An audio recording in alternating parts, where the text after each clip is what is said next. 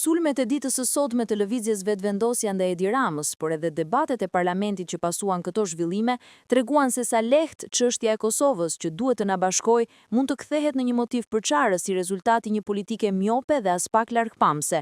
Në këtë klim, vjen edhe protesta e thirrur në Tiranë nga ish-veteranët të UÇK-s, e cila do duhet të jetë simbol bashkimi dhe jo ndarjeje. Ata që sot kërkojnë drejtësi për komandantët që po gjykohen në Hag, duhet ta dinë se lufta e UÇK-s nuk ishte partijake, por kombëtare. Kjo protestë nuk duhet të interpretohet dhe të shndrohet në garë për merita politike, sepse sakrifica e UÇK-s është pasuri kombëtare dhe nuk është pronë askujt. Shqipëria historikisht në ditë lufte dhe paqeje ka qenë krah Kosovës, ndaj edhe sot duhet të jetë po ashtu.